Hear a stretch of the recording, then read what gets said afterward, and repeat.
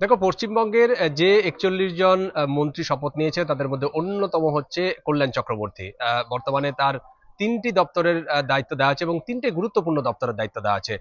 একটি হচ্ছে তথ্য প্রযুক্তি দপ্তর, দ্বিতীয়টি বিজ্ঞান প্রযুক্তি দপ্তর এবং তৃতীয়টি হচ্ছে উদ্যান পালন এবং খাদ্য প্রক্রিয়াকরণ। এবং তিনটি অতি গুরুত্বপূর্ণ তিনটি দপ্তর, এবং এই দপ্তরের দায়িত্ব পাওয়ার পরে তিনি কাজ শুরু করে দিয়েছেন। এই যে কল্যাণ চক্রবর্তীর জন্ম কিন্তু এই খড়দহতে, এবং তিনি খড়দা বিধানসভা আসন থেকে এইবারের নির্বাচনে জয়ী হয়েছেন।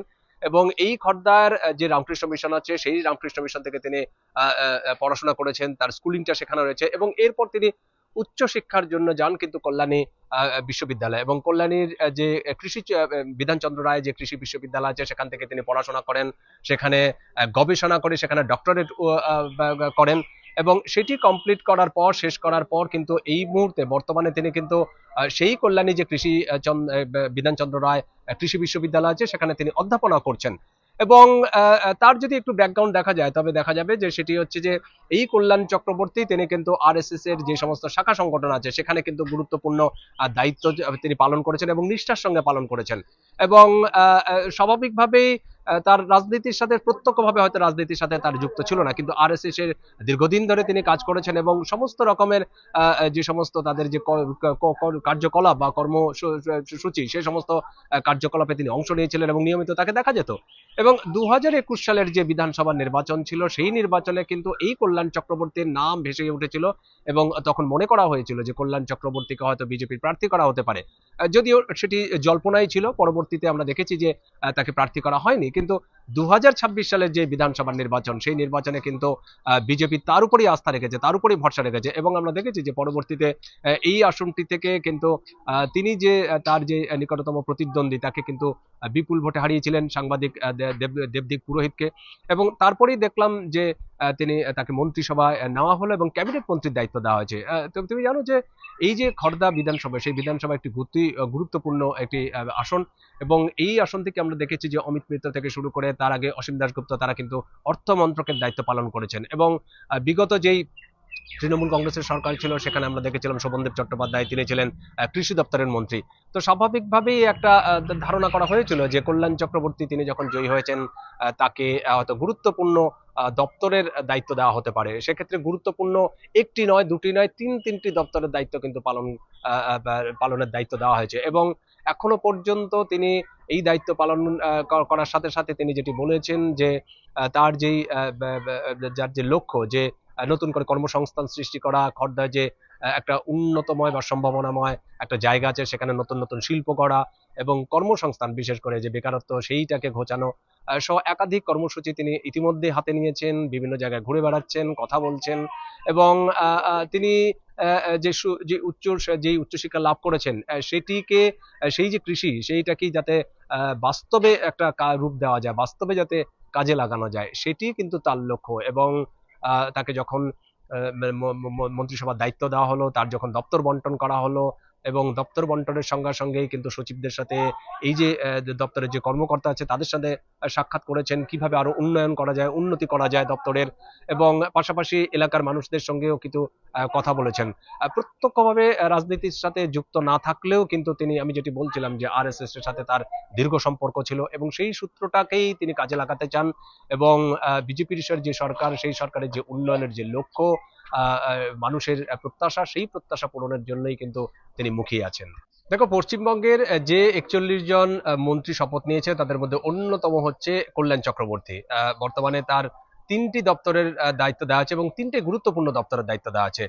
একটি হচ্ছে তথ্য প্রযুক্তি দপ্তর, দ্বিতীয়টি বিজ্ঞান প্রযুক্তি দপ্তর এবং তৃতীয়টি হচ্ছে উদ্যান পালন এবং খাদ্য প্রক্রিয়াকরণ। এবং তিনটি অতি গুরুত্বপূর্ণ তিনটি দপ্তর, এবং এই দপ্তরের দায়িত্ব পাওয়ার পরে তিনি কাজ শুরু করে দিয়েছেন।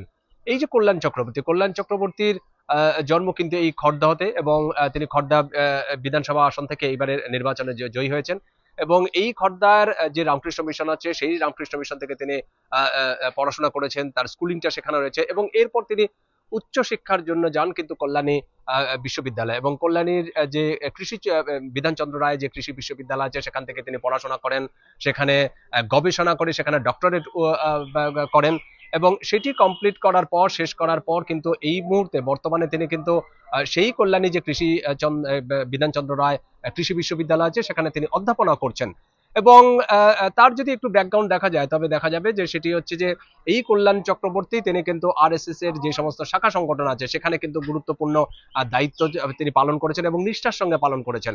এবং স্বাভাবিকভাবেই তার রাজনীতির সাথে প্রত্যক্ষভাবে হয়তো রাজনীতির সাথে তার যুক্ত ছিল না, কিন্তু আরএসএস এর দীর্ঘদিন ধরে তিনি কাজ করেছেন এবং সমস্ত রকমের যে সমস্ত তাদের যে কার্যকলাপ বা কর্মসূচি সে সমস্ত কার্যকলাপে তিনি অংশ নিয়েছিলেন এবং নিয়মিত তাকে দেখা যেত। এবং 2021 সালের যে বিধানসভা নির্বাচন ছিল সেই নির্বাচনে কিন্তু এই কল্যাণ চক্রবর্তীর নাম ভেসে উঠেছিল এবং তখন মনে করা হয়েছিল যে কল্যাণ চক্রবর্তীকে হয়তো বিজেপির প্রার্থী করা হতে পারে। যদিও সেটি জল্পনাই ছিল, পরবর্তীতে আমরা দেখেছি যে তাকে প্রার্থী করা হয়নি। কিন্তু 2026 সালের যে বিধানসভা নির্বাচন সেই নির্বাচনে কিন্তু বিজেপি তার উপরই আস্থা রেখেছে, তার উপরই ভরসা রেখেছে এবং আমরা দেখেছি যে পরবর্তীতে এই আসনটি থেকে কিন্তু তিনি যে তার যে নিকটতম প্রতিদ্বন্দ্বী তাকে কিন্তু বিপুল ভোটে হারিয়েছিলেন সাংবাদিক দেবদীপ পুরোহিতকে। এবং তারপরেই দেখলাম যে তিনি তাকে মন্ত্রিসভায় নেওয়া হলো এবং ক্যাবিনেট মন্ত্রীর দায়িত্ব দেওয়া হয়েছে। তুমি জানো যে এই যে খড়দা বিধানসভা সেই বিধানসভা একটি গুরুত্বপূর্ণ একটি আসন এবং এই আসন থেকে আমরা দেখেছি যে অমিত মিত্র থেকে শুরু করে তার আগে অসীম দাশগুপ্ত তারা কিন্তু অর্থ মন্ত্রকের দায়িত্ব পালন করেছেন। এবং বিগত যেই তৃণমূল কংগ্রেসের সরকার ছিল সেখানে আমরা দেখেছিলাম শোভনদেব চট্টোপাধ্যায়, তিনি ছিলেন কৃষি দপ্তরের মন্ত্রী।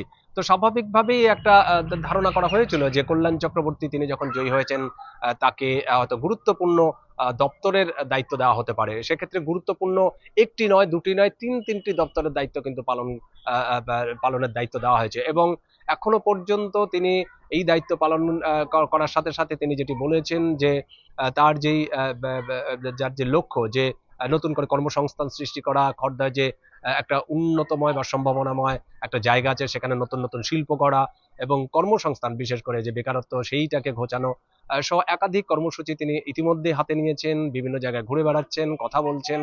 এবং তিনি যে উচ্চশিক্ষা লাভ করেছেন সেটিকে সেই যে কৃষি সেইটাকেই যাতে বাস্তবে একটা রূপ দেওয়া যায়, বাস্তবে যাতে কাজে লাগানো যায় সেটি কিন্তু তার লক্ষ্য। এবং তাকে যখন মন্ত্রিসভার দায়িত্ব দেওয়া হলো, তার যখন দপ্তর বন্টন করা হলো এবং দপ্তর বন্টনের সঙ্গে সঙ্গেই কিন্তু সচিবদের সাথে এই যে দপ্তরের যে কর্মকর্তা আছে তাদের সাথে সাক্ষাৎ করেছেন, কিভাবে আরো উন্নয়ন করা যায়, উন্নতি করা যায় দপ্তরের। এবং পাশাপাশি এলাকার মানুষদের সঙ্গেও কিন্তু কথা বলেছেন। প্রত্যক্ষভাবে রাজনীতির সাথে যুক্ত না থাকলেও কিন্তু তিনি, আমি যেটি বলছিলাম যে আরএসএস এর সাথে তার দীর্ঘ সম্পর্ক ছিল এবং সেই সূত্রটাকেই তিনি কাজে লাগাতে চান। এবং বিজেপির যে সরকার সেই সরকারের যে উন্নয়নের যে লক্ষ্য, মানুষের প্রত্যাশা, সেই প্রত্যাশা পূরণের জন্যই কিন্তু তিনি মুখিয়ে আছেন।